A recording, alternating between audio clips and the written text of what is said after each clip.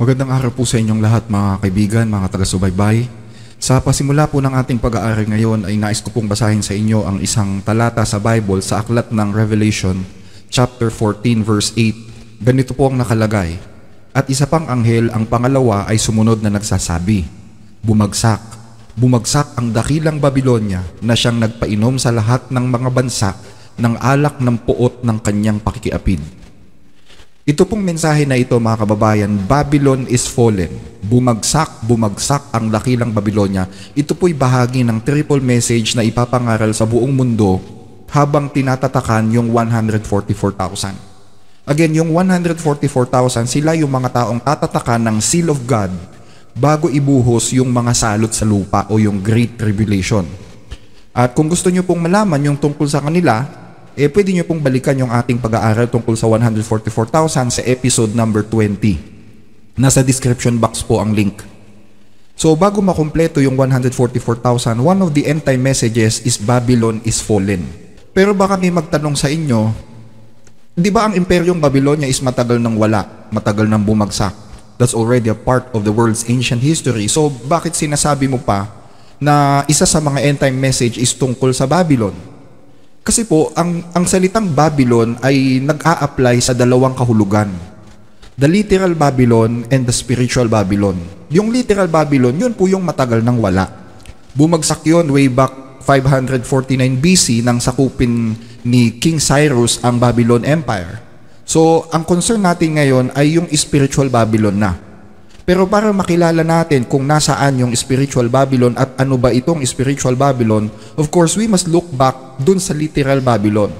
Mahalagang pag-aralan muna natin yung literal Babylon kahit pahapyaw lang. Kasi alam nyo, magkapareho lang po ng karakas ang spiritual at literal Babylon. Pareho sila ng layunin, pareho sila ng kilos.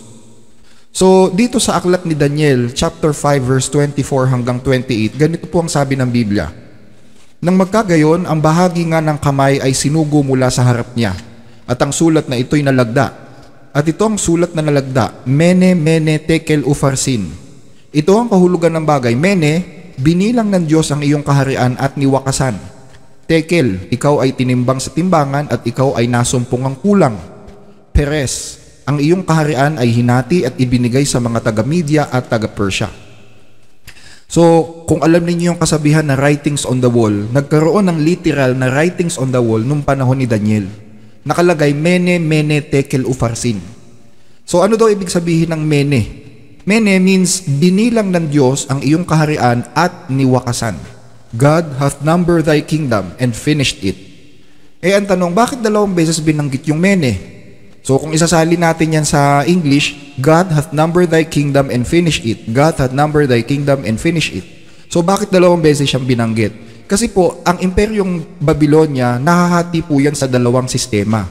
So ang tinutukoy ng Diyos dyan, sa Mene-Mene, is pinapatungkol niya yan dun sa dalawang sistema na bumubuo sa Babylon Empire.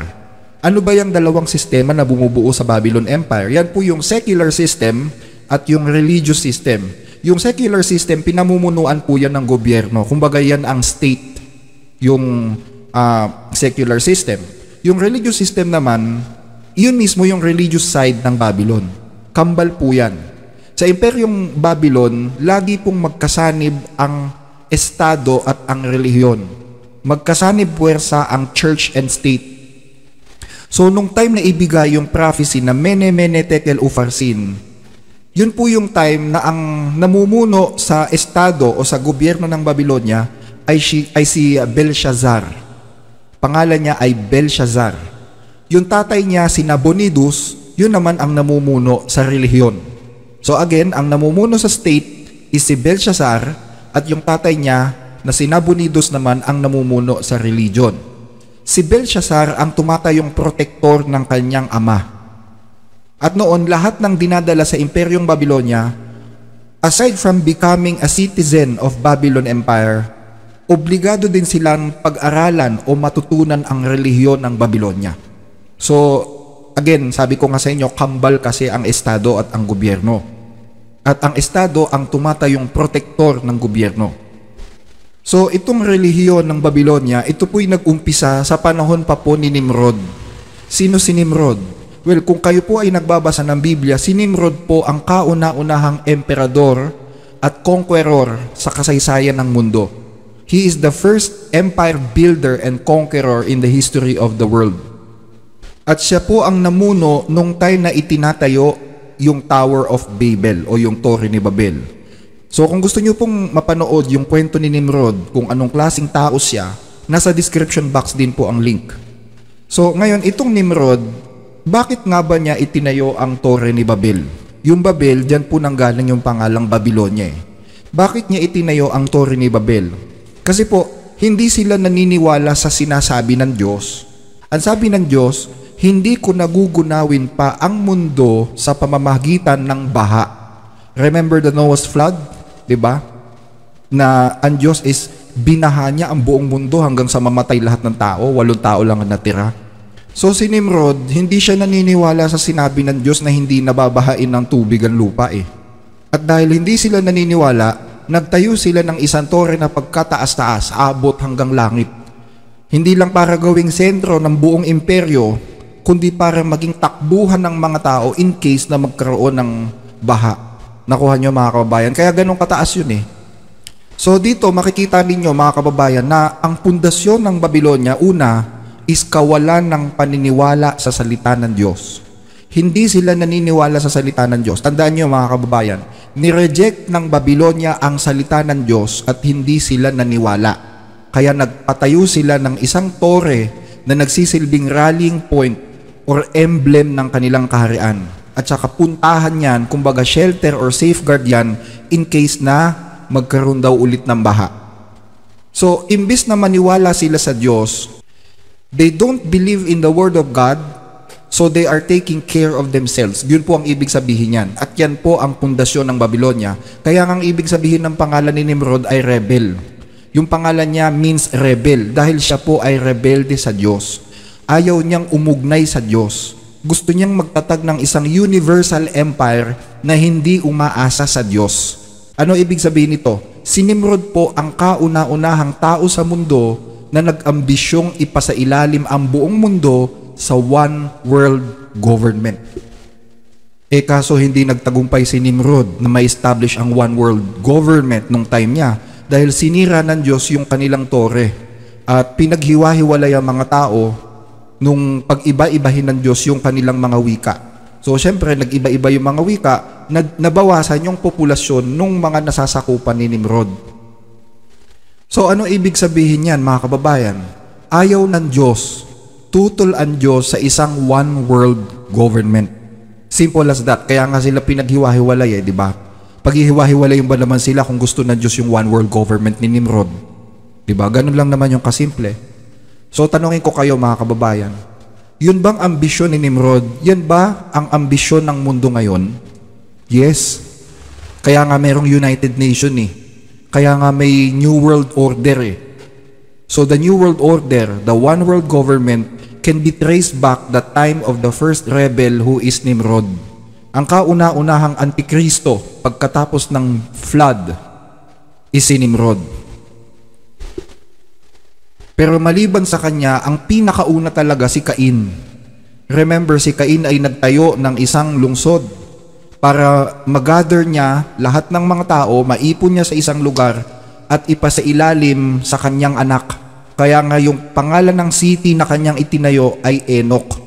So, ibig sabihin, world unity can be traced back even the time of Cain, renewed during the time of Nimrod. At hanggang ngayon, pinopromote ang one world government. Ang promoter ng world government or world unity since the ancient biblical times, puro kaaway ng Diyos. Napansin nyo mga kababayan? So again, ang Babylon ay isang sistema o isang kaharian na nahahati sa dalawa, gobyerno at relihiyon. Ang layunin nila ay bumuo ng worldwide unity na hiwalay o independent sa Diyos. Hindi naniniwala sa Diyos. Maliwanag yan mga kababayan. Pero paano nangyari yon? Relihiyon na hindi naniniwala sa salita ng Diyos, meron ba nun? Yes. Relihiyon siya pero ang mindset niya is hindi maka-Diyos. Ang mindset niya is makatao, panglupa. Nakasentro siya sa kakayanan ng tao na iligtas at pamunuan ang kanyang sarili nang walang pakialam ang Diyos. Pero tatanungin ko kayo, lahat ba ng tao pabor sa world unity?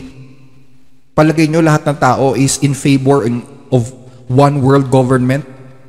Pwede mo bang i-apply ang rule na gusto mo sa iba't ibang bansa na may iba't ibang ideology or kultura? Siyempre, mahirap yun. Diba? Mahirap yun. Iba-iba tayo ng ideolohiya at kultura tapos ang gusto mo is i-impose yung gusto mong mangyari.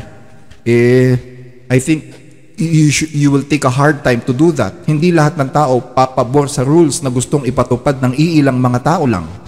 Dahil iba-iba tayo ng prinsipyo, iba-iba ang bawat kultura sa mundo. So ano gagawin mo? Kung isa ka sa mga nagmimithi ng one world government, the thing that you can do is to work underground. Kailangan mong kumilos ng pasikreto para hindi mahalata ng mga tao dun sa ibabaw na pinipilit ninyong i-impose ang one world government kahit ayaw nila. Tama ba, mga kababayan, yung ating analysis? You cannot create a new world order or one world government sa gitna ng mga taong may iba't ibang paniniwala. Kaya ang kailangan mong gawin is kumilos pailalim.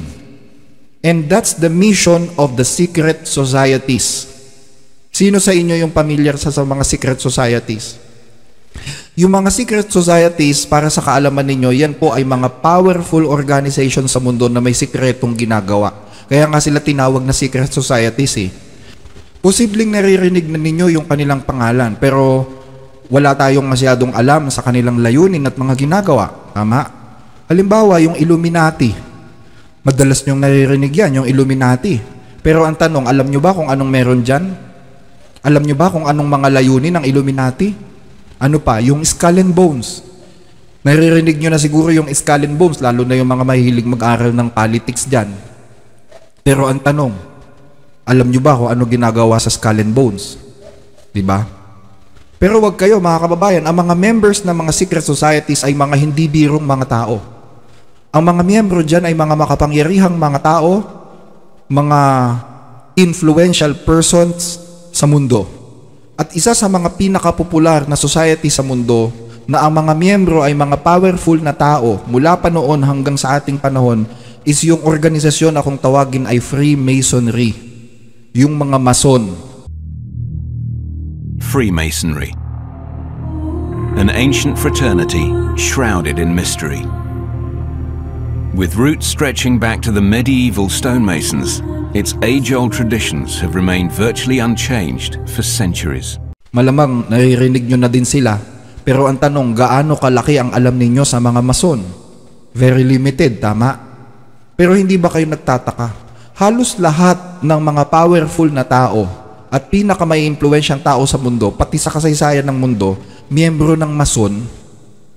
Hindi ko nababanggitin kung sino-sino yung mga kakilala kong Mason dito sa Pilipinas.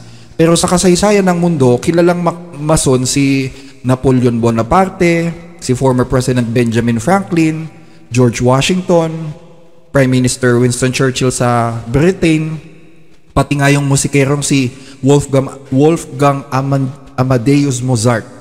Yan, mga kilalang mga tao yan. President Theodore Roosevelt, General MacArthur. Diba? So, hindi mga birong tao . Ang tanong, ano bang meron sa Mason? Bakit ganyan ang mga miyembro dyan? May Mason sa politika, may Mason na scientist, may Mason na pare, may Mason na leader ng relihiyon, may Mason sa larangan ng musika, may Mason sa arkeolohiya. Ultimo sa mga international cult, yung mga sikat na kulto sa mundo, may mga Mason dyan . So, sa lahat ng sektor ng lipunan, merong Mason.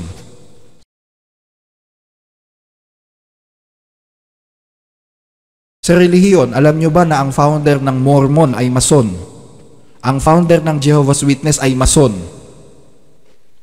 Sa mga simbolong ginagamit nila, alam mo na Mason sila.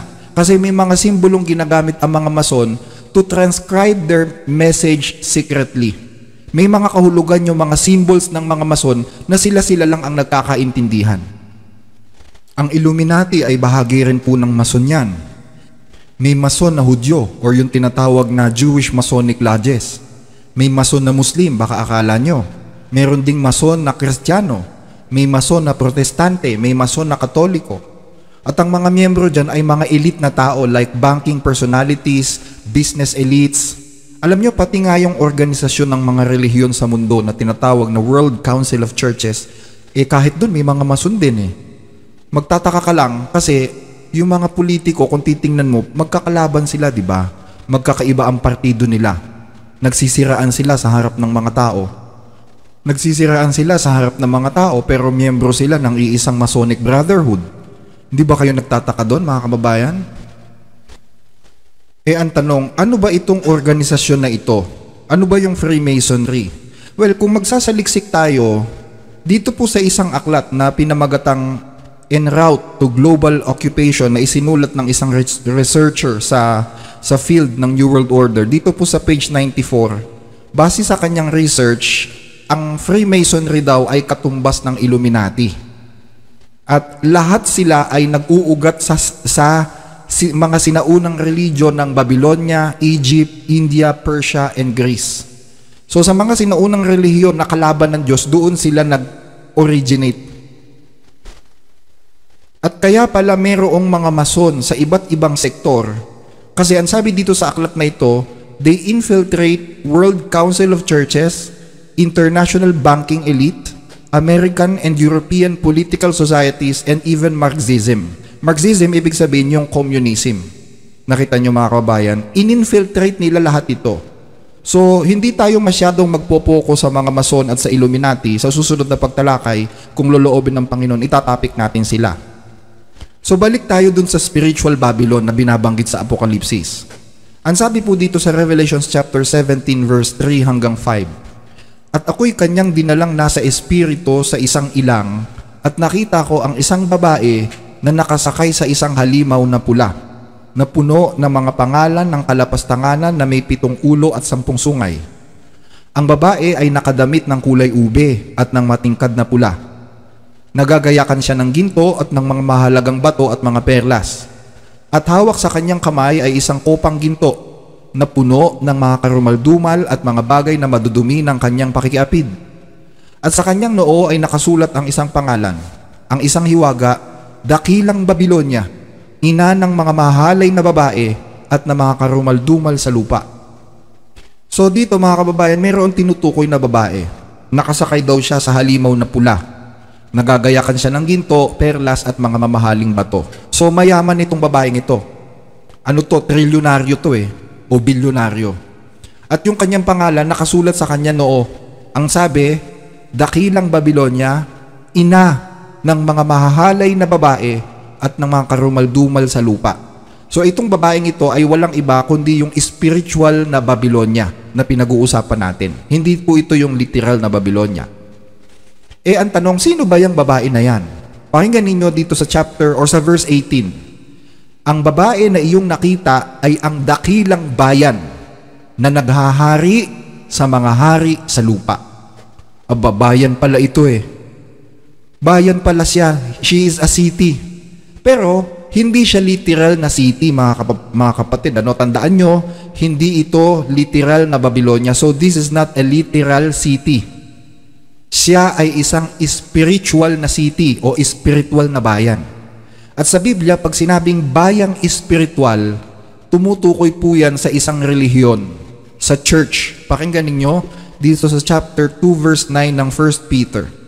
"Datapwat kayo'y isang lahing hirang, isang makaharing pagkasaserdote, bansang banal, bayang pag-aaring sarili ng Diyos, upang inyong ipahayag ang mga karangalan niyaong tumawag sa inyo mula sa kadiliman hanggang sa kanyang kagilagilalas na kaliwanagan."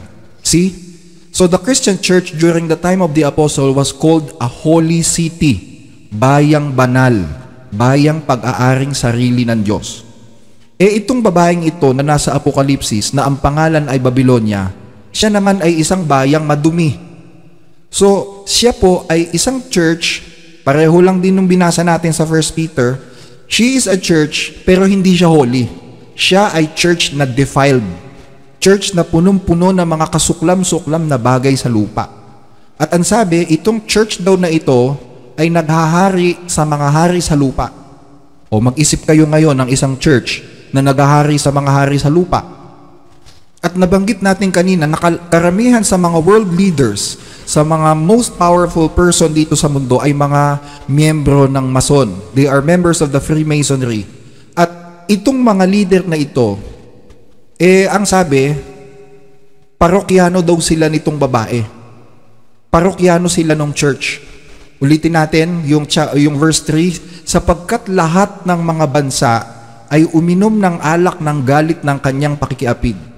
At ang mga hari sa lupa ay nakiapid sa kanya. They fornicate with her. The kings of the earth fornicate with her. At ang mga mangangalakal sa lupa ay yumaman dahil sa kapangyarihan ng kanyang kalayawan. Aba, matindi pala, no? Itong church na ito, ang mga manliligaw niya, mga hari at mga negosyante sa mundo. The president of Zimbabwe is a devout Roman Catholic. Behind him, in line and waiting to meet the Pope, leaders from the European Union, from where President Mugabe is barred for alleged breach of human rights. So hindi katakataka na protektado siya ng mga gobyerno sa mundo. Remember, ang literal na Babylonia noon ay protektado rin ng gobyerno. Tama, nabanggit natin kanina.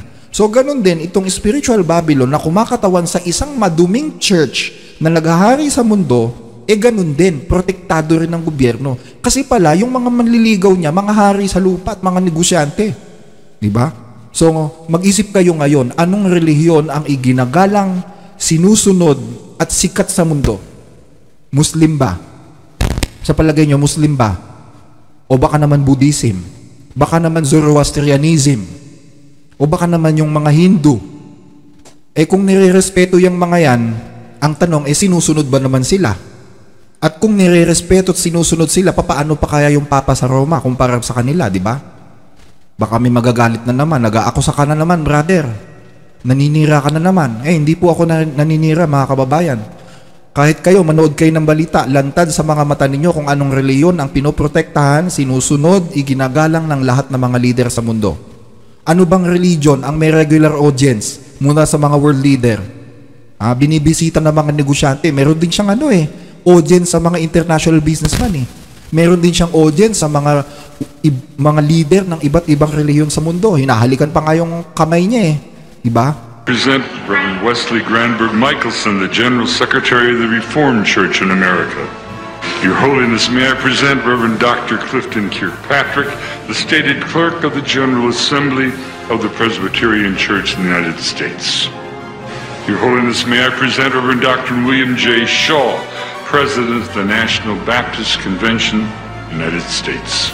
Your Holiness, may I present Bishop James Leggett, General Superintendent of the International Pentecost Holiness Church. Your Holiness, may I present Dr. Leith Anderson, President of the National Association of Evangelicals. Your Holiness, may I present Bishop David H. Benke, President of the Atlantic District of the Lutheran Church, Missouri Synod. Your Holiness, may I present Elder Bernice King, daughter of the civil rights leaders Martin Luther King Jr. and Coretta Scott King. Your Holiness, may I present the Right Reverend Mark Sisk, Bishop of the Episcopal Diocese of New York. Kahit mga powerful na mga tao sa mundo, hinahalikan yung kamay niya Islam ba yon? Hindu ba yon? Di ba, sa Papa sa Roma nyo lang nakikita yun At itong Papa sa Roma, alam nyo, nanawagan ito ng New World Order. O sinong relihiyon ang gumawa niyan? Papa lang sa Roma ang gumawa niyan, mga kababayan. At dyan sa panawagan na yan, na New World Order, ang Pope ang dapat na maging supreme leader ng relihiyon. Alam nyo ba yon? Pakinggan ninyo dito sa isang aklat. Ito po isinulat ng isang sikat na paring Jesuita, si Malachy Martin, si Father Malachy Martin. Kiss of His Blood. Ang sabi niya dito, clearly, the new agenda, heaven's agenda, the grand design of God for the New World Order had begun, and Pope John Paul would stride now in the arena of the Millennium Endgame as something more than a geopolitical giant of his age. He was and remains the serene and confident servant of the grand design. Nakita nyo? At alam nyo, familiar ba kayo mga kababayan doon sa European Union, yung EU? Doon sa EU, ang ginagalang doon, Papa sa Roma. Pinakaiginagalang. At alam nyo ba kung anong simbolo ang ginamit ng European Union? Yung Torre ni Babel. In fact, yung building ng European Union, yun po ay nakamodelo sa Torre ni Babel. Ito, nakikita nyo ba yan, mga kababayan? So, ano ibig sabihin yan? Aba, kayo na po ang mag-assess kung anong ibig sabihin yan. Mulat mo lang mata mo, maging aware ka lang sa mga paligid mo. Alam mo na agad kung sino yung kinakatuparan ng propesya, di ba? And that's the reason why I'm always saying that if you are studying the prophecy, you should become aware of your environments and the current events. May mga taga-datindaan, kine-question ako, saan sa Biblia sinabing mag-observe ka sa current events? Aba, baluktot ka bro.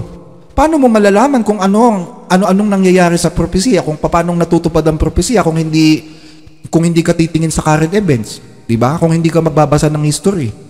Kung hindi ka magiging aware sa nangyari, paano mo malalaman na na-fulfill na yung prophecy? Nakita nyo? Ano sabi sa Biblia? Kayo'y maging mapagpigil. Kayo'y maging mapagpuyat. Do you need to be aware? Do you need to be observant and vigilant? Paano ka magiging vigilant kung wala kang alam sa mga nangyayari? Yung ba naman, di mo pa alam? Yung nagtanong sa akin, kailangan ba ang current events sa pag-aaral ng Biblia? Bakit ka nagtatanong lang ganun, kapatid? So, maliban sa New World Order, nananawagan nitong Babylon na ito ng unity ng lahat ng mga relihiyon. Kaya nga meron tayong tinatawag na Vatican II Yung Vatican II, yan po ay pagpupulong ng lahat ng mga reliyon sa mundo sa pangunguna nitong filthy church na ito. At hindi lang mga Muslim, hindi lang mga Hindu, Buddhist, Taoist, or Confucianist, etc., etc. ang nakikipag-unite sa kanya. So now, we will proceed with the signing ceremony of the Unity of Religion Agreement. The Unity of Religion Agreement is a groundbreaking promise of religions to unite unconditionally and without discrimination to achieve true peace. Pati yung ibang mga relihiyon na naniniwala daw kay Kristo, yung mga born again, mga evangelicals, Protestants, at mga iba't ibang mga ministries, sumali din dyan sa Vatican II. So, this filthy church is seeking not only the unity of all government under the New World Order, but she is also seeking the unity of all religions as one. Which is, yan naman ang pinaniniwalaan ng mga Mason. Ito, pakinggan ninyo. Dito sa isang aklat ng Mason, ang sabi dito, the true Mason is not creed-bound. He realized with the divine illumination of his lodge that as a Mason, his religion must be universal. Christ, Buddha, or Muhammad, the name means little, for he recognized only the light and not the bearer. He worshiped at every shrine, bows before every altar, whether in temple, mosque, or cathedral, realizing with his truer understanding the oneness of all spiritual truth. Ano sabi? Ang relihiyon ng mga Mason ay universal. Tanong, ano ibig sabihin ng Catholic, mga kababayan? Universal, tama? Pwede siyang Kristiyano, pwede siya sa Buddha, pwede siya sa Muslim. Kaya kita nyo ang Papa sa Roma.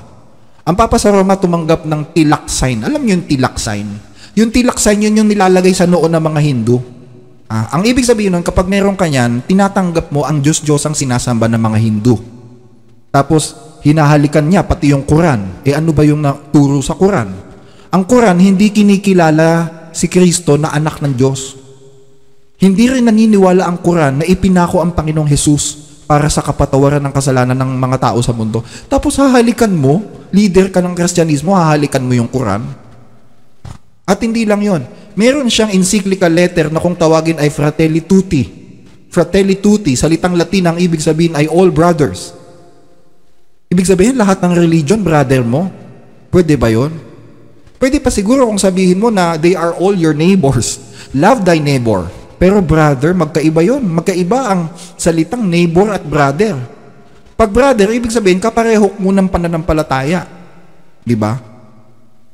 So, itong ibig sabihin ng Fratelli Tutti, ibig sabihin yan, inaangkin ng Papa sa Roma na yung iba't ibang mga reliyon, they are brothers. They have in the same faith, mga kababayan. Tapos, nagpapakilala rin siya na ina ng lahat ng mga reliyon. They belong to the same brotherhood, but she is the mother. Nakita nyo? Siya ang pinakaina, yun ang paniniwala niya. Ito, pakinggan ninyo. Sa isang pahayagan, independent.co.uk. Ang sabi dito, the Vatican has decreed that the Catholic Church is the mother of all churches and banned the term sister churches to describe other denominations in 2 new documents that could harm Vatican efforts toward unity with other believers. Nakita nyo mga kababayan, kaya nga ang mga protestanteng religion sa Amerika, nag-greet sila sa Pope nung bumisita siya dun sa US. Nakita nyo? So, tama ba yung nakasulat sa Biblia? Ang kanyang pangalan na nakasulat sa kanyang noo ay Hiwaga, dakilang Babilonia, ina ng mga mahahalay na babae. Sino yung mga mahahalay na babae na tinutukoy dyan? Mga churches din yan na katulad niya, na kung kani-kanino rin nagpapahawa. Kung yun bang church mo matinong babae, magbabow down ka ba dyan sa papa na yan? Siya nga yung mother of harlots, tapos magbabow down ka pa. Di nakikihanay ka rin sa kanya, di ba? Nakikinanay ka rin sa kanya. So that's the logic. Kaya sana, huwag po sasama ang loob ninyo mga kababayan, lalo na yung ating mga kaibigang Katoliko. Hindi po ako isinugo para magsalita ng kasinungalingan dito. Nandito po ako para sabihin at iparealize sa inyo kung ano yung talagang nangyayari. Dahil ang sabi ni Kristo, truth shall set you free. Sino ba namang matinong tao ang ayaw ng totoo, di ba? Kahit masakit, tanggapin mo kasi iyon ang gusto ng Diyos Pakinggan ninyo dito sa 1 Timothy chapter 2 verse 3. Ito ang mabuti at nakakalugod sa Diyos na ating tagapagligtas, na ang ibig ay maligtas ang lahat ng tao at makaalam ng katotohanan. Nakita nyo? So sabi sa Biblia, yung Babylonia ay lasing sa dugo ng mga banal. Pakinggan ninyo sa Revelation chapter 17 verse 6. At nakita ko ang babae na lasing sa dugo ng mga banal at sa dugo ng mga martir ni Jesus, at nang aking makita siya ay nanggilalas ako ng malaking panggigilalas.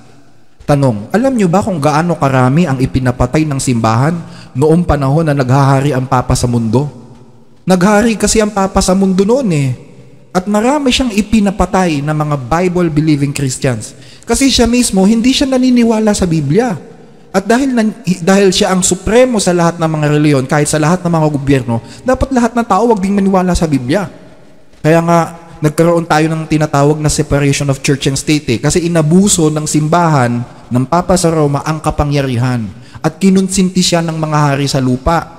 Ito, pakinggan ninyo. Dito sa isang aklat, History of the Inquisition, isinulat po ito ni Llorente. Si Llorente po ang kalihim ng Inquisition sa Spain way back 1500s. Ang sabi dito, number of persons who were condemned and perished in the flames, yung mga sinunog nung panahon na yon, 31,912. If effigies burnt, 17,659. Condemned to severe penances, 291,450. So that's a total of 341,021.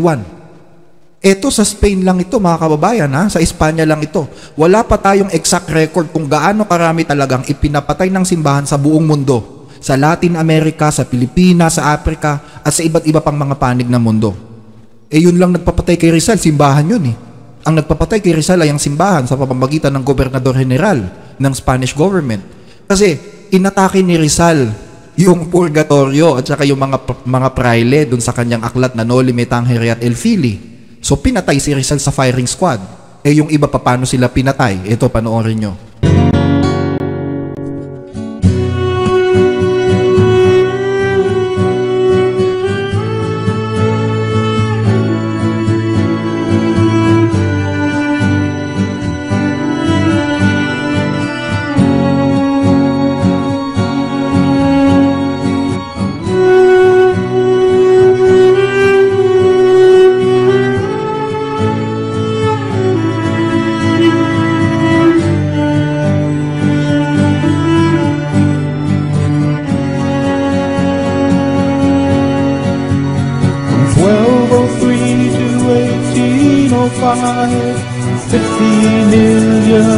Christians died, suffering at the hands of Rome, 'cause they believed in Christ alone. They died through Europe, especially Spain, for they saw all but Christ as vain.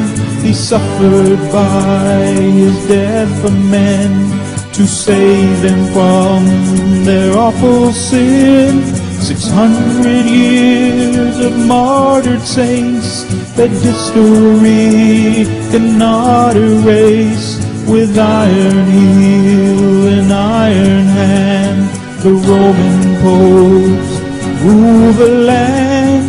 Those ignorant of history may be swept into apostasy. We won't be lulled by Rome's sweet lie with 50 million reasons why. Salvation is by faith alone, in Christ alone, by grace alone. A sovereign God give faith to man. Salvation's in the Maker's hand. This gospel offends Rome today. They offer up another way, a counterfeit, a compromise. Beware the ancient papal lie, with such a cloud of witnesses who by grace died in their Lord. Recall their memory to say, by the same faith we live today. So ano pa?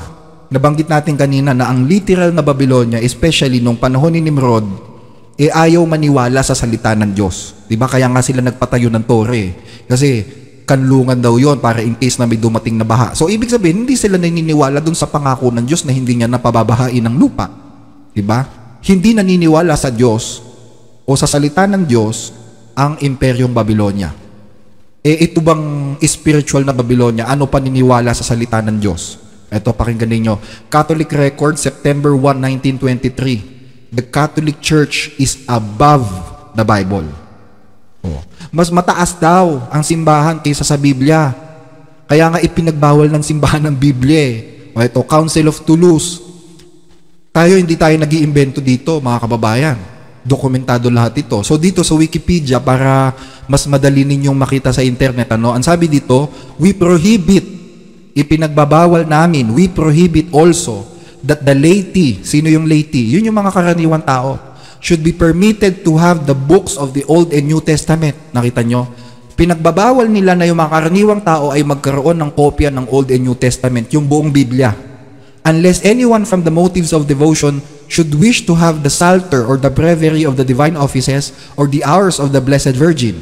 But we most strictly forbid their having any translation of these books. Kita nyo, bawal talaga Biblia. Pinagbawal ng simbahan. At hindi nga sinusunod ng simbahan ng Biblia. Kaya kita nyo, sabi ng Biblia, huwag kang gagawa ng imahe. Huwag mo silang luluhuran. Gumawa pa rin. Gumawa pa rin. In fact, inalis nila dun sa 10 utos yung thou shall not make any graven image. Kasi nga, gusto nilang gawin yun So inalis nila yun sa 10 utos. Nakita nyo? Dun sa original na 10 commandments, may nakalagay doon, thou shall not make any graven image. Pero dun sa 10 utos na nasa gate ng simbahan, wala yun, inalis yun. Ano pa? Sabi ng Biblia, remember the Sabbath day to keep it holy. We all know that the Sabbath day is the Saturday, right? Ang ginawa, remember the Sunday. Remember Sunday. Nakita nyo? Tapos sabi sa Biblia, kasuklam-suklam sa Diyos yung mga sumasamba dun sa dun sa tinatawag na Queen of Heaven, Reyna ng Langit. Ito, pakinggan ninyo Tingnan mo ang kanilang ginagawa sa mga lungsod ng Huda at sa mga lansangan ng Jerusalem. Nangunguha ng panggatong na kahoy ang mga anak nila, nagpaparikit ng apoy ang kalalakihan, at nagluluto ng tinapay ang mga kababaihan upang ihandog sa Diyos ang tinatawag nilang Reyna ng Kalangitan. Naghahandog din sila ng mga inumin sa ibang Diyos upang saktan ang kalooban ko. Subalit ako bang talaga ang kanilang sinasaktan? Hindi. Manapay ang kanilang sarili ang sinasaktan nila at inilalagay sa kahihiyan. Kaya nga, ibubuhos ko sa pook na ito ang aking matinding poot. Madadamay sa ipapataw kong parusa ang mga tao, mga hayop at pati mga punong kahoy at mga halaman. Ang aking poot ay gaya ng apoy na walang sino mang makakapatay. Impyerno pala yan Susunugin pala sa impyerno yung mga sumasamba dun sa dun sa Queen of Heaven, dun sa Reyna ng Langit. Nakita nyo? Pero ano ginawa ng simbahan? Sukat ba namang gawing Reyna ng Langit si Maria? Wala siyang kamalay-malay, ginawa pala siyang Reyna ng Langit. Nananahimik na sa libingan yung tao. Reyna ng langit pala siya. Sabi ni Maria, alipin siya Nung nabubuhay pa siya, sabi ni Maria, alipin siya. Ba't naging reyna ng langit ngayon? Hindi ba tahasang pagtalikod yan sa Biblia? Tulad ng ginawa ni Nimrod nung una? Alam nyo yung pagsamba sa mga rebulto, pagsamba sa reyna ng langit daw, lahat po yan, gawain yan ng literal na Babylonia, mga kababayan. Pakinggan ninyo, dito sa isang aklat, The Mythology of All Races by Stephen Herbert Langdon. Sabi dito, particularly beautiful are the Sumerian and Babylonian hymns addressed to the Queen of Heaven.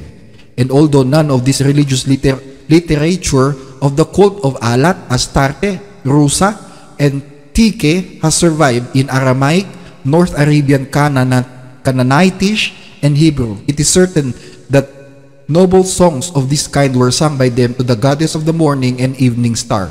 Nakita nyo, meron talagang tinatawag na Queen of Heaven sa kulturang Babylonia. Liwa-liwanag sa Biblia si Maria. Si Maria ay alipin. Si Maria mismo ang nagsabi na alipin siya, hindi siya reyna. Pakinggan ninyo dito sa aklat ng Lucas, chapter 1, verse 46. At sinabi ni Maria, ang puso ko'y nagpupuri sa Panginoon at nagagalak ang aking espiritu dahil sa Diyos na aking tagapagligtas, sapagkat nilingat niya ang kanyang abang alipin. Nakita nyo? At mula ngayon, ako'y tatawaging mapalad ng lahat ng salinlahit. So, hindi siya reyna. Ba't ngayon naging reyna siya? Diba? Sinasamba pa, niluluhuran pa. So, ano sabi ng Biblia? Bumagsak ang dakilang Babylonia na siyang nagpainom sa lahat ng bansa ng alak ng puot ng kanyang pakikiapid. Kailan daw siya diniklarang bumagsak? She was fallen. She was declared as fallen nung painuman niya o hawaan niya. Ang ibig sabihin ng painumin, hinawaan niya ang lahat ng mga bansa ng alak ng kanyang pakikiapid. Ano yung alak? Pag sinabing alak sa salitang Biblia, sa salita ng Biblia, yun po ay aral. Ang alak ay simbolo ng doktrina. Once na ang buong mundo ay tumanggap, nagpahawa o uminom dyan sa alak na yan, meaning sa kanyang doktrina, the Lord will declare, Babylon is fallen. Ibig sabihin, Babylon is fallen, the die is cast, buo na ang desisyon, her fate has been sealed, wawasakin siya ng Diyos, pati lahat ng mga nakiapid sa kanya.